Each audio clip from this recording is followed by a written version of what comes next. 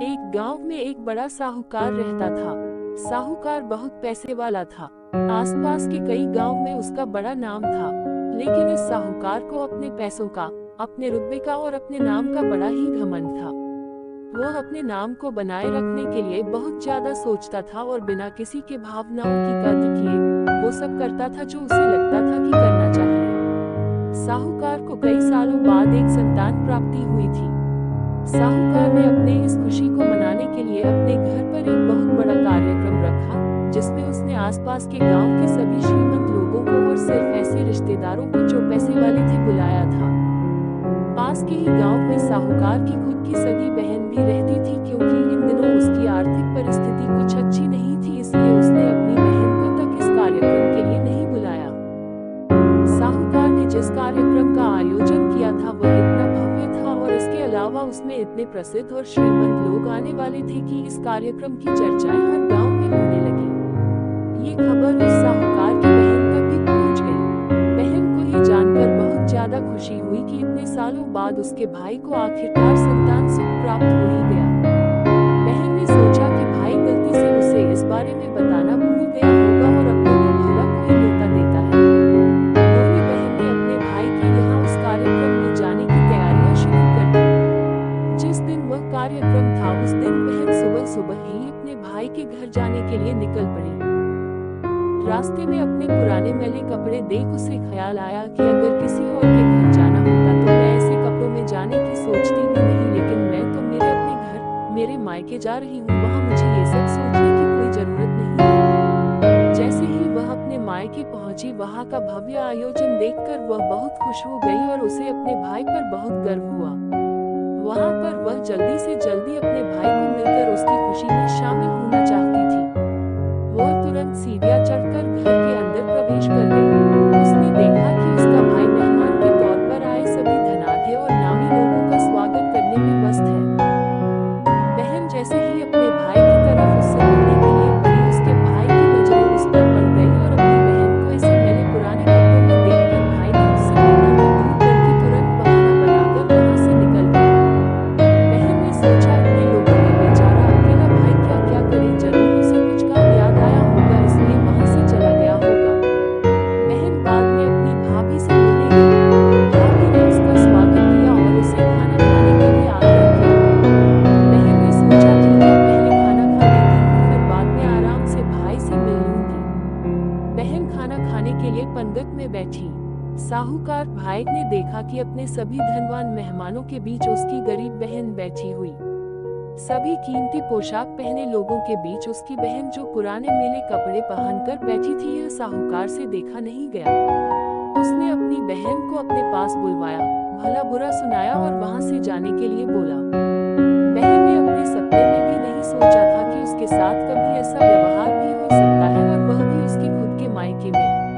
अपना अपमान होने के बाद बहन तुरंत अपने घर ससुराल जाने के लिए चल पड़ी।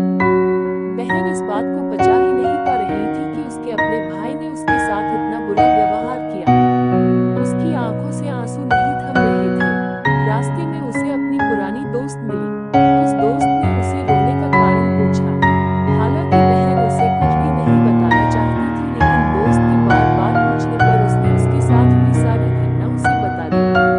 उसकी दोस्त एक समझदार महिला थी और काफी प्रैक्टिकल सोचने वाली थी। उसने कहा, अगर तुम मेरी बात मानो तो एक दिन तुम्हारा भाई खुद तुम्हें अपने यहाँ बुलाएगा और तुमसे माफी मांगेगा। बहन ने उसे कहा कि मैं तुम्हारी हर बात मानूंगी, बताओ मुझे क्या करना होगा। दोस्त ने कहा कि तुम इस अपमान को, इस दुख को एक दिशा दे दो और कोई गृह उद्योग शुरू कर दो। उसमें इतनी मेहनत करो कि उस काम में तुमसे अच्छा कोई भी ना हो। बहन को अपने दोस्त की बात सही लगी।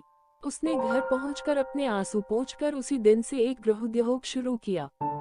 उसने दिन रात मेहनत की, अपने साथ कई और गांव की महिलाओं को जोड़ा और देखते ही देखते उसका गृह उद्योग चल पड़ा।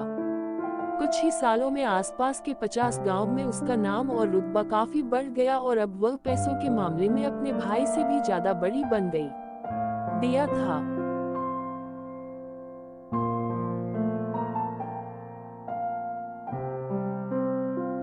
भाई को भी जब ये पता चला कि उसकी बहन इतनी श्रीमंत हो गई है तो उसने सोचा कि एक बार उससे मिलकर आया जाए। वो जब अपने बहन को उसके घर मिलने पहुंचा तो बहन ने उसका किसी राजा महाराजा की तरह स्वागत किया, उसके पसंद खाना खिलाया। बहन का ऐसा व्यवहार देखकर भाई को अपनी पिछली गलती का एहसास हुआ, इसलिए उसने अपनी बहन को अपने घर होने वाली पूजा के लिए आमंत्रित किया। कुछ ही दिनों बाद बहन अपने भाई के यहाँ उस पूजा के लिए पहुँच गई। जैसे ही बहन अपने भाई के घर पहुंची, उसका भाई उसके स्वागत के लिए दरवाजे में ही खड़ा था। बहन अपने महंगी गाड़ी में आई थी, उसने बहुत कीमती साड़ी और उससे भी ज्यादा कीमती गहने दागिने पहन रखे थे। बहन का ऐसा ठाट बाट देखकर सिर्फ भाई नहीं बल्कि उसका पूरा गांव दंग रह गया। भाई दौड़कर आया और बहन की गाड़ी का दरवाजा खोलकर उसे बाहर आने के लिए कहा और बड़े प्यार से उसे पूजा का प्रसाद ग्रहण करने के लिए बुलाया। बहन को इस बार 12 पकवान परोसे गए थे, चांदी की थाली में उसे खाना दिया गया था, वो साथ में एक सोने की चम्मच भी रखी गई थी, उसके बैठने के लिए बेशकीमती पाट रखा गया था। बहन को ये सब देखकर उसके वह पुराने दिन याद आ गए जब भाई ने उसे बिना खाना खिलाए ही भला बुरा कहकर वापस लौटा दिया था। पढ़िए हमारी सैकड़ों हिंदी कहानियाँ।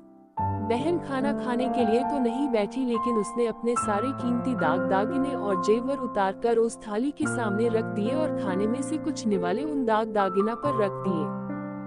बहन का ऐसा व्यवहार देखकर सभी हैरान थे, किसी को नहीं समझ में आ रहा था कि बहन ऐसा क्यों कर रही है, आखिर वह क्यों उन जेवरों को खाना खिला रही है। जब सभी ने उससे पूछा कि वह क्यों ऐसा कर रही है, तब बहन ने सबके सामने बताया कि आज जो उसका इतना मान सम्मान हो रहा है वह दरअसल उसका नहीं, उसके इन्हीं कीमती दागिनों और कपड़ों का हो रहा है, क्योंकि मैं तो अभी भी वही पुरानी साहूकार की बहन ही हूँ। अगर कुछ बदला है तो वह मेरी परिस्थिति है, मेरे कपड़े और गहने हैं।